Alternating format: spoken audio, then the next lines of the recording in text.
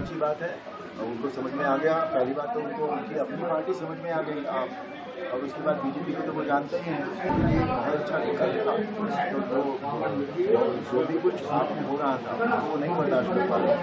बहुत अच्छी बात है वो बीजेपी में आया है, बीजेपी में आया है, उनका स्वागत है। बड़ा झटका लगा। कई सांसद जो बीजेपी में शामिल हो गए, तो क्या कुछ कहेंगे? मुझे बहुत अच्छी बात है।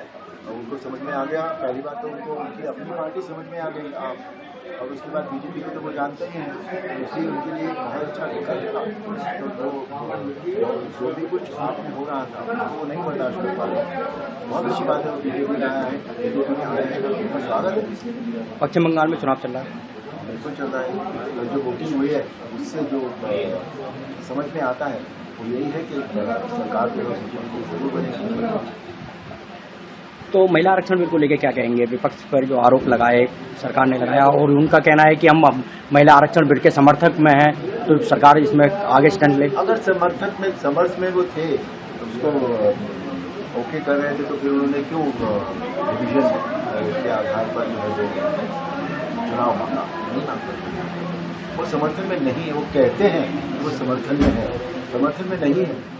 आज बिल गिरने के बाद जिस तरह के एक्सप्रेशंस उनके थे, जिस तरह से वो लोग आपस में मिले, कांग्रेस, सपा, तृणमूल कांग्रेस, एक दूसरे के गले लगे, एक दूसरे को कॉन्ग्रेचुलेट किया उन्होंने।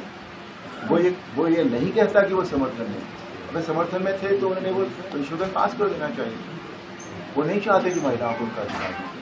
वो नहीं चाहते कि महिलाएं जो है वो राजनीति में 33% आरक्षण लेकर विधानसभा और लोकसभा, वो सिर्फ दिखावा है। वो कह रहे हैं कि परिसीमन का जो विरोध किया गया था, महिला आरक्षण का कोई विरोध नहीं था।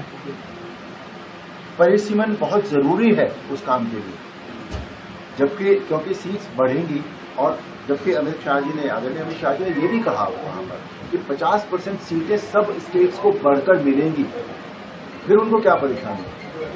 आज परिसीमन की बात मैं आपको बताता हूँ। परिसीमन में क्या हो गया है, कुछ लोकसभाएं ऐसी हैं, एक लोकसभा ऐसी है तेलंगाना में, बता रहे थे वहां कि उसमें 49 लाख लोग वोटर हैं। North Bengaluru north 39 lakh voter. आज जो चीजें थी वो ये कब की है? परिसीमन बहुत पुरानी है। आज जो है जनसंख्या का जो अनुपात है बहुत सारी सीट्स में वो बदल गया है, उसको बैलेंस करना होगा। अब एक बताइए, एक सांसद 49 लाख लोगों को कैसे कैटर करेगा? नहीं कर सकता। उसके लिए परिसीमन जरूरी है। आज महिलाओं के लिए अगर 33% आरक्षण लाना है तो उसके लिए सीट्स बढ़ानी पड़ेगी। हमें सीट्स बढ़ानी पड़ेगी तो परिसीमन इस तरह से करना पड़ेगा हमको। एक बैलेंसिंग की एक्सरसाइज थी वो परिसीमन, उसका विरोध होना ही नहीं चाहिए था। तो उन्हें विरोध करने की आदत है। कोई भी चीज ऐसी है इन दिनों, ये बताइए, जो सरकार ने पेश की हो और इन्होंने विरोध न किया हो, उसका कोई समर्थन दिया है इन्होंने किसी भी चीज का? नहीं देते ये समर्थन, उनकी पॉलिसी है कैसी। अच्छा, एक आखिरी क्वेश्चन है। जो ट्रंप हैं उन्होंने भारत को अपमानित करने का काम किया है, जगह जगह भारत में विरोध इसका शुरू हो गया है। वो ट्रंप साहब के बारे में कुछ कह नहीं सकते भाई। वो सुबह को कुछ कहते हैं, शाम को कुछ कहते हैं। वैसे आदमी की कथनी पर हम क्या कहते हैं? बहुत अच्छी बात है। उनको समझ में आ गया। पहली बात तो उनको उनकी अपनी पार्टी समझ में आ गई और उसके बाद बीजेपी को तो वो जानते ही हैं। उसके लिए बहुत अच्छा विकल्प था। तो जो भी कुछ आप में हो रहा था वो नहीं बर्दाश्त कर पा रहे। बहुत अच्छी बात है वो बीजेपी में आया है, बीजेपी में आया है, उनका स्वागत है। बड़ा झटका लगा। कई सांसद जो बीजेपी में शामिल हो गए, तो क्या कुछ कहेंगे?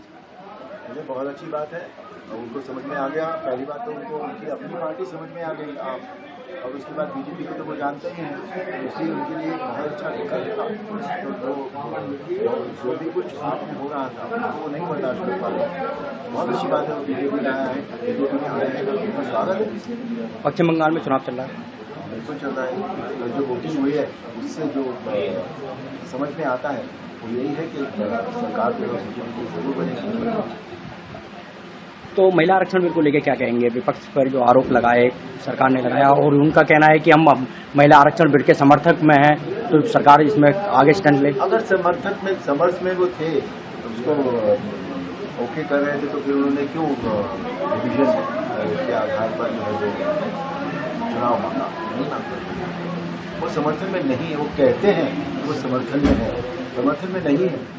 आज बिल गिरने के बाद जिस तरह के एक्सप्रेशंस उनके थे, जिस तरह से वो लोग आपस में मिले, कांग्रेस, सपा, तृणमूल कांग्रेस, एक दूसरे के गले लगे, एक दूसरे को कॉन्ग्रेचुलेट किया उन्होंने।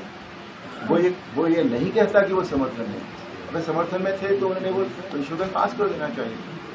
वो नहीं चाहते कि महिलाओं को उनका अधिकार मिले, वो नहीं चाहते कि महिलाएं जो है वो राजनीति में 33% आरक्षण लेकर विधानसभा और लोकसभा में, वो सिर्फ दिखावा है। वो कह रहे हैं कि परिसीमन का जो विरोध किया गया था, महिला आरक्षण का कोई विरोध नहीं था। परिसीमन बहुत जरूरी है उस काम के लिए, जबकि क्योंकि सीट्स बढ़ेंगी, और जबकि आदरणीय अमित शाह जी ने ये भी कहा वहां पर कि 50% सीटें सब स्टेट्स को बढ़कर मिलेंगी, फिर उनको क्या परेशानी। आज परिसीमन की बात मैं आपको बता दूं, परिसीमन में क्या हो गया है, कुछ लोकसभाएं ऐसी हैं, एक लोकसभा ऐसी है तेलंगाना में, जो बता रहे थे वहां कि उसमें 49 लाख लोग वोटर हैं। North Bengaluru north 39 lakh voter. आज जो चीजें थी वो ये कब की है, परिसीमन बहुत पुरानी है। आज जो है जनसंख्या का जो अनुपात है बहुत सारी सीट्स में वो बदल गया है, उसको बैलेंस करना होगा। अब एक बताइए, एक सांसद 49 लाख लोगों को कैसे कैटर करेगा, नहीं कर सकता, उसके लिए परिसीमन जरूरी है। आज महिलाओं के लिए अगर 33% आरक्षण लाना है तो उसके लिए सीट्स बढ़ानी पड़ेगी, हमें सीट्स बढ़ानी पड़ेगी, तो परिसीमन इस तरह से करना पड़ेगा हमको। बैलेंस, एक बैलेंसिंग की एक्सरसाइज थी वो परिसीमन, उसका विरोध होना ही नहीं चाहिए था। तो उन्हें विरोध करने की आदत है। कोई भी चीज ऐसी है इन दिनों, ये बताइए कि जो सरकार ने पेश की हो और इन्होंने विरोध न किया हो, उसका कोई समर्थन दिया है इन्होंने किसी भी चीज का? नहीं देते ये समर्थन, उनकी पॉलिसी है। अच्छा, एक आखिरी क्वेश्चन है, जो ट्रम्प हैं उन्होंने भारत को अपमानित करने का काम किया है, जगह जगह भारत में विरोध इसका शुरू हो गया है। वो ट्रम्प साहब के बारे में कुछ कह नहीं सकते भाई, वो सुबह को कुछ कहते हैं, शाम को कुछ कहते हैं। वैसे आदमी की कथनी पर हम क्या टिप्पणी करें।